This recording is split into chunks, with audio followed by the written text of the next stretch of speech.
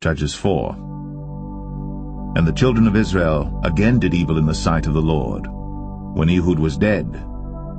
And the Lord sold them into the hand of Jabin, king of Canaan, that reigned in Hazor, the captain of whose host was Sisera, which dwelt in Harosheth of the Gentiles.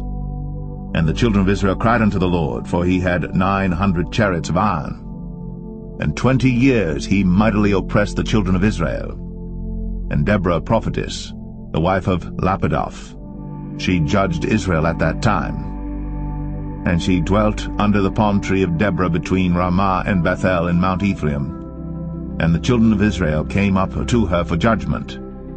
And she sent and called Barak, the son of Abinoam, out of Kadesh Naphtali, and said unto him, Hath not the Lord God of Israel commanded, saying, Go and draw toward Mount Tabor, and take with thee 10,000 men of the children of Naphtali and of the children of Zebulun?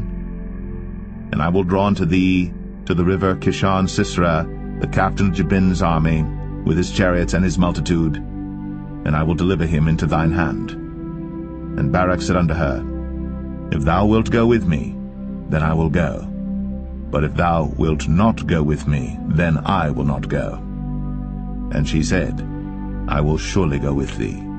Notwithstanding the journey that thou takest shall not be for thine honor, for the Lord shall sell Sisera into the hand of a woman. And Deborah rose, and went with Barak to Kadesh. And Barak called Zebulun and Naphtali to Kadesh.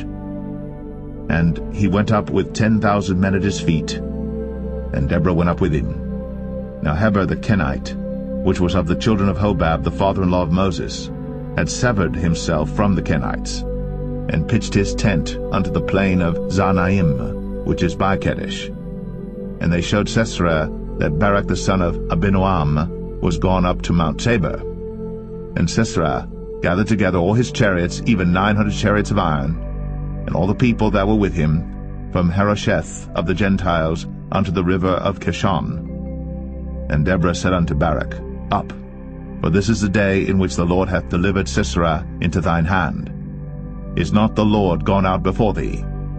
So Barak went down from Mount Tabor, and 10,000 men after him. And the Lord discomfited Sisera and all his chariots and all his hosts with the edge of the sword before Barak, so that Sisera lighted down off his chariot, and fled away on his feet. But Barak pursued after the chariots and after the host, unto Harosheth of the Gentiles, and all the host of Sisera fell upon the edge of the sword, and there was not a man left. Howbeit Sisera fled away on his feet to the tent of Jael, the wife of Heber the Kenite.